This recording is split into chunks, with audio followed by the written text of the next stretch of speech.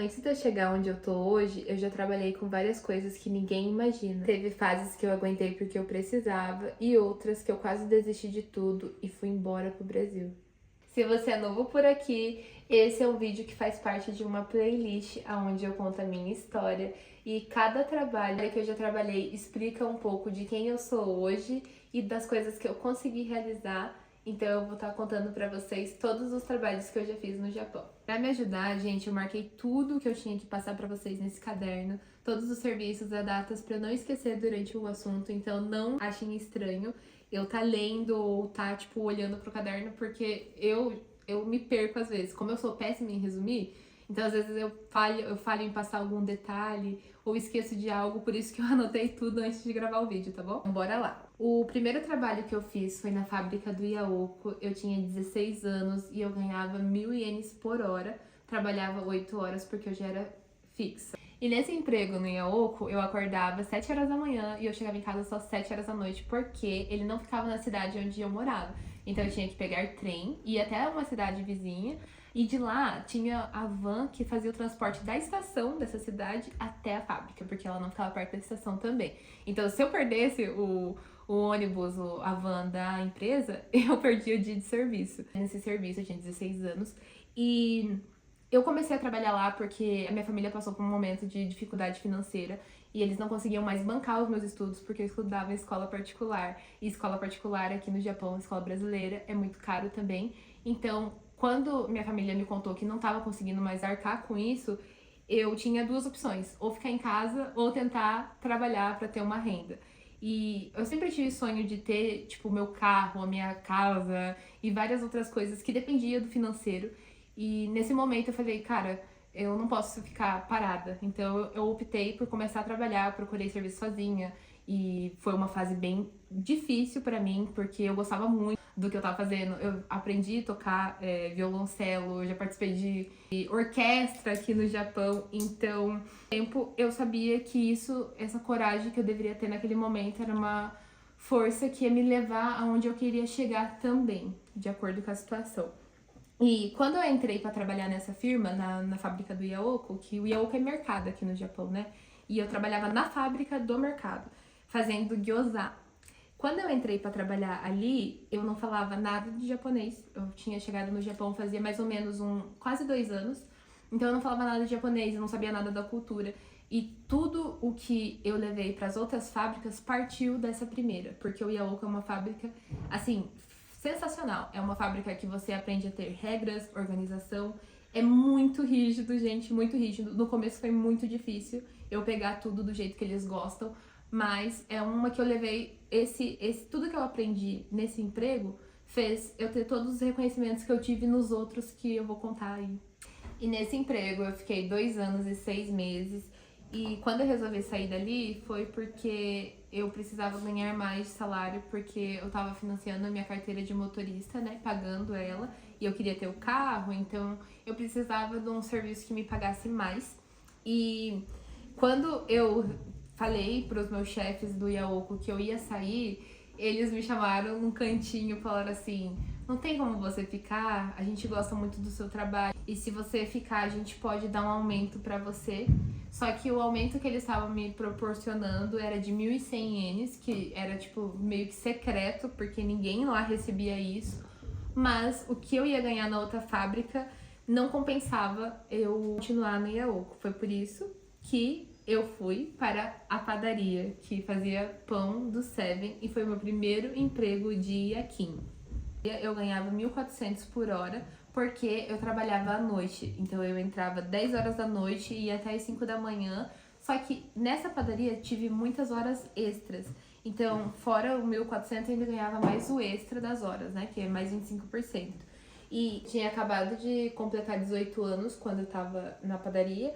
E, gente, foi assim um divisor de águas na minha vida, porque eu passava muito mal, muito mal. E nesse serviço eu só aguentei porque eu tinha o objetivo e o foco de tirar a carteira de motorista. Mas eu comecei a ter crise de pânico, crise de ansiedade. Eu ia trabalhar chorando, eu voltava para casa no trem chorando. E durante o dia eu não conseguia dormir, porque eu tinha um bebê em casa, meu irmão era bebezinho, ele batia na porta do meu quarto para brincar comigo e eu me sentia assim totalmente inútil, porque o dia para mim era feito para tipo fazer atividades, para viver no mesmo ritmo que a maioria das pessoas. Porém, quando eu tava trabalhando na padaria, por ser a noite inteira, a madrugada, eu não tinha isso e eu tinha que dormir durante o dia. Então eu sentia que a vida ia ficando para trás, foi me causando muitas angústias, mas eu falei, como eu saí do Iaoco, que era um emprego estável para mim, que eu fiquei 2 anos e 6 meses, para entrar na padaria para ganhar mais, para tirar a carteira de motorista, então eu precisava ficar lá até passar na carteira de motorista. E no dia que eu passei, eu liguei pro Tantocha e eu pedi minha demissão. E nesse dia que eu liguei pro Tantocha falando para ele que eu não ia mais, eu também mudei de estado no mesmo dia, gente. O dia que eu passei na carteira de motorista, outras coisas estavam acontecendo na minha vida. O dia que eu decidi morar com meu namorado, então eu mudei de estado, eu fui morar em Gumaquém, né? Eu era de Saitama, então quando eu cheguei em Guma, eu não conhecia ninguém, eu não conhecia nada, eu fui morar na casa do meu namorado, então também não era o meu ambiente. E por isso que eu falo que a padaria foi divisor de águas, porque dali aconteceu muita coisa e muito rápido, onde eu tive que acionar o meu sistema de sobrevivência e ir na raça mesmo. E tudo que eu fiz daí pra frente foi de acordo com tudo que eu aprendi de bom do Iaoco. E quando eu cheguei em Guma, eu comecei a trabalhar com loja de móveis usados estrangeira. Os donos são peruanos, porque eu estava no meio da pandemia e nenhum lugar estava contratando, nenhuma fábrica contratava, não tinha mais nada para eu fazer. O único lugar que me aceitou como arubaito quando precisasse era nessa loja. E quando eles precisaram de mim, tipo assim, era dias, não era um serviço fixo, era dias separados. Então, hoje eu preciso. Daí depois de um mês, eles, hoje eu também preciso. Era assim. Mas quando eu, enfim, fui trabalhar lá, eles gostaram tanto da minha mão de obra que eles falaram assim, a gente vai te efetivar. E se você quiser, claro, né? E eu decidi que, claro que eu ia aceitar, porque eu não tinha outro emprego. Quando eu ia em dias soltos, era 900 ienes que eu ganhava por hora. Mas a partir do momento que eles decidiram me efetivar, eu comecei a ganhar 1.000 ienes por hora. E eu trabalhava das 8 da manhã até as 5 da tarde, mais ou menos. Só que sempre eu fazia uma horinha extra, que não era pago como hora extra, era pago como hora corrida. Essa loja me ajudou muito a entender várias coisas sobre empreendimentos de estrangeiros aqui no Japão.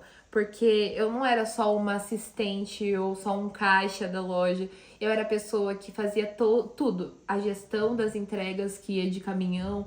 Eu ia até o leilão quando não tinha gente para pegar as coisas no leilão para vender na loja. Então eu fui aprendendo muito sobre empreendedorismo. O dono dessa loja de móveis usados, ele também é dono de loja de carros. Então eu aprendi a fazer check-in de carro, eu ia até o lugar, eu via como eles faziam. E assim, tudo isso com 19 anos.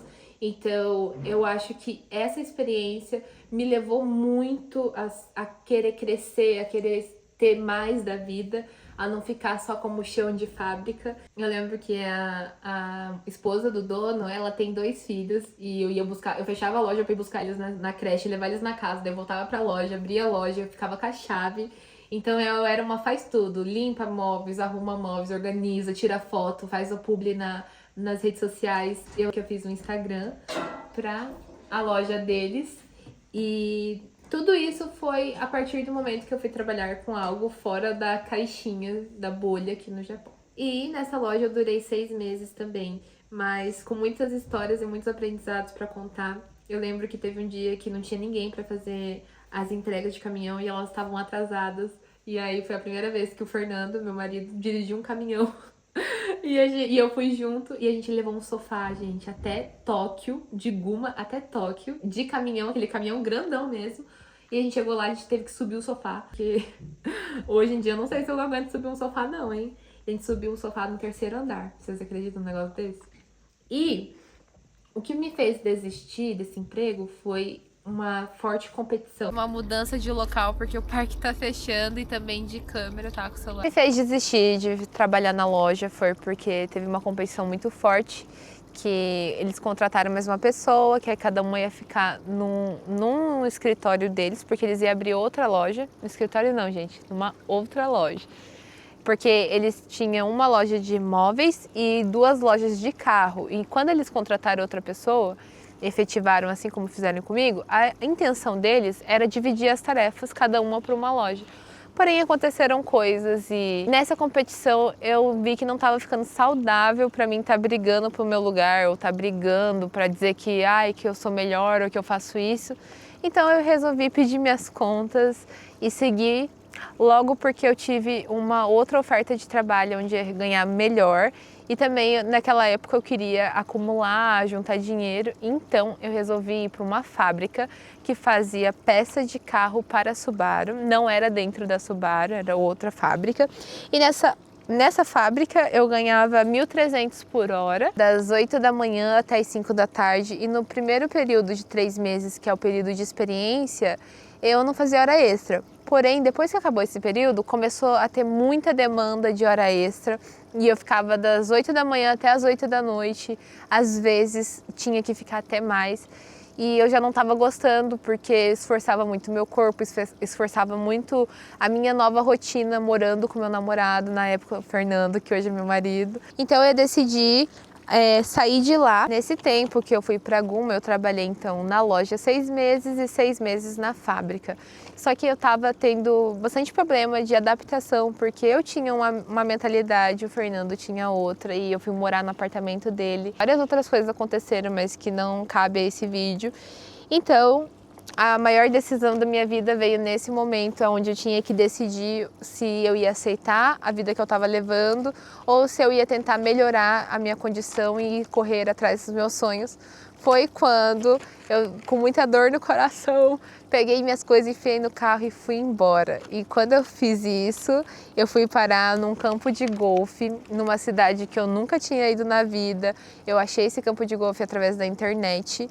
Já tinha conhecidos que trabalhavam lá, porém, na hora que eu vi na internet, foi como um recado de Deus falando assim, minha filha, vai. E eu só fui. Quando eu entrei na internet procurando lugares para trabalhar, eu não tinha para onde ir, eu não sabia o que ia ser da minha vida daqui para frente, porque quando eu saí da casa dos meus pais, eu fui morar com meu namorado e nesse período de tempo a minha mãe foi embora para o Brasil, então eu não tinha um lugar para voltar, então eu precisava de algo meu e precisava seguir um percurso com muita coragem, com muita fé que ia dar certo. Foi quando eu descobri o serviço de golfe. Quando eu caí lá, já tinha conhecidos lá, então foi um presente, porque foi mais fácil se adaptar. E foi o serviço que eu trabalhei por mais tempo. Eu fiquei 3 anos e 5 meses no golfe. E no primeiro ano eu lembro que como eu estava pagando aluguel, porque eu entrei no apartamento da empreiteira do golfe, então como eu tinha, eles iam descontar de qualquer maneira do meu salário, eu lembro que eu fazia 28 dias no mês sem folgar. Então eu trabalhava 28 dias, já teve mês que eu tirei uma folga só no mês, então eu trabalhei tipo 29, 30 dias se o mês tem 31. Sem folgar, porque eu queria bancar todos os meus gastos e também ter dinheiro sobrando para continuar a vida, né, gente? Menina nova, eu tinha quase 20 anos, eu tava, acho que 2 meses antes de eu fazer 20 que eu entrei no golfe. Então eu queria ter minhas coisas, minhas condições e conseguir bancar a minha vida inteira sozinha. Aí várias outras coisas aconteceram.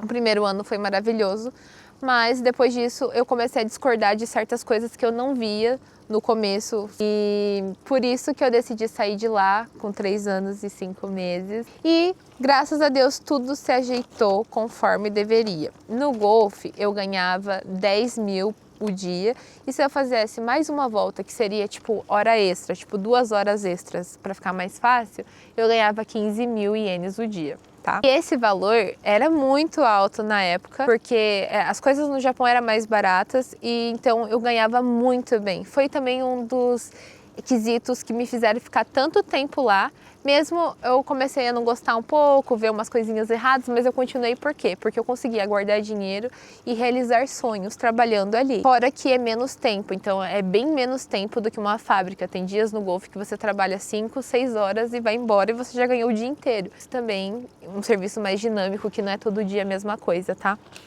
Aí, gente, eu decidi, como eu já tinha realizado alguns sonhos, como meu terreno, como guardar dinheiro, como fazer alguns investimentos, eu decidi que eu não precisava mais desgastar tanto o meu corpo físico e ficar onde eu não gostava mais só por ficar. Então eu me desafiei e entrei para uma fábrica que eu trabalhava agora, por último, que é a Honda, e ali eu ganhava ainda mais do que eu ganhava no golfe. Não porque eu precisava tanto ganhar mais, mas sim porque eu falei, cara, eu consigo me adaptar em qualquer serviço. Esse serviço do golfe, você não pode folgar final de semana. Então, se tá chovendo, você não pode falar, não, eu não vou, não quero.